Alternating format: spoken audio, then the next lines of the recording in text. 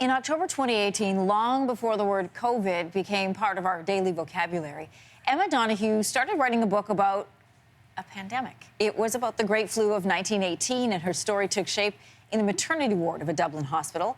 Fast forward to March of this year, when Donoghue was delivering her last draft to her publishers in March, on the cusp of the COVID pandemic. The rest was history repeating itself. The book was pushed through with lightning speed to print, and the results is The Pull of the Stars. Emma Donoghue is joining us this morning from London. Good morning. Good morning.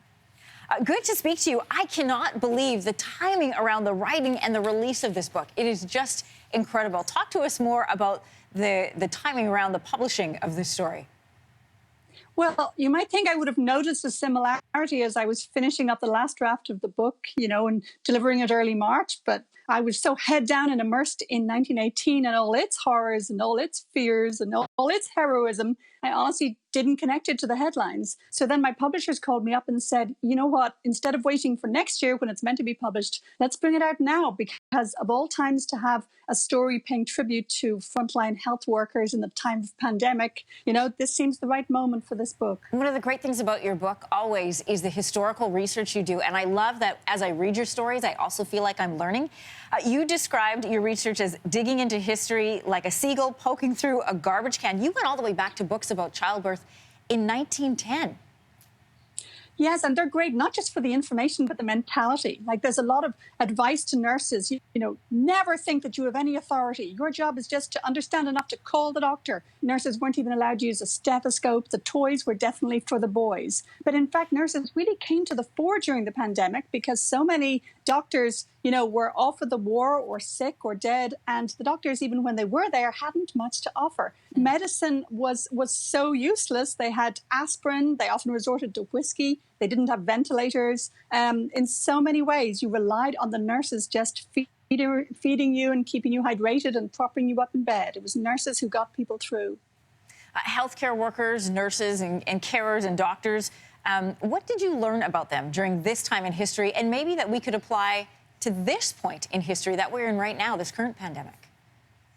I suppose what I learned was, above all, to trust the health professionals and trust the scientists, because they want nothing more than to save your life and save your health. Politicians are always going to have mixed motives. For instance, in my novel, The Pull of the Stars, I do a kind of a running motif of government information notices, and they always have this combination of sort of vague victim blaming and false reassurance, like the situation is well in hand, do not give way to defeatism. And this strange habit politicians have always had of, blaming the poor for being poor, blaming the vulnerable for being vulnerable.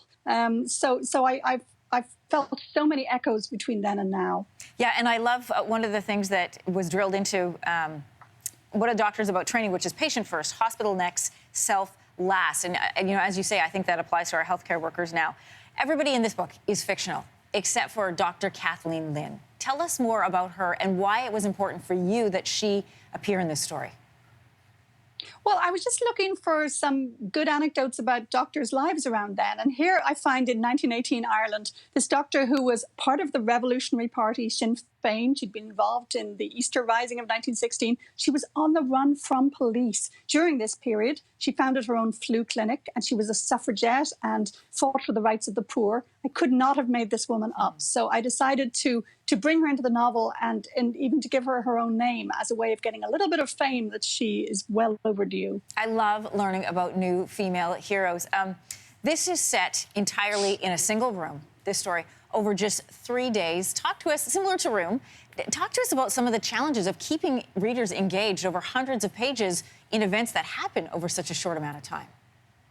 I think the key is to make them care about the people. It's very hard to feel much about wars or pandemics or horrors in general. You have to get people attached. So one reason I set it so intensely over 3 days is that all the women in this tiny little ward are expecting birth as well as flu. The women with the flu, women who were in late pregnancy were particularly vulnerable to catching the flu and having terrible side effects. So in a way, each woman is on her own personal, unpredictable little storyline about birth as well as her flu symptoms. And birth is such a gift to novelists because it's so completely surprising. It can go fine, and then the woman dies of an infection, or it can be absolutely grueling, and then suddenly happy moment. You've got the baby in your arms. So I really tried to get readers attached to these women, most of whom are from the Dublin slums. So they're already worn out by poverty and by, above all, having too many babies even before the flu hits them. You know, a virus is not random. It tends to hit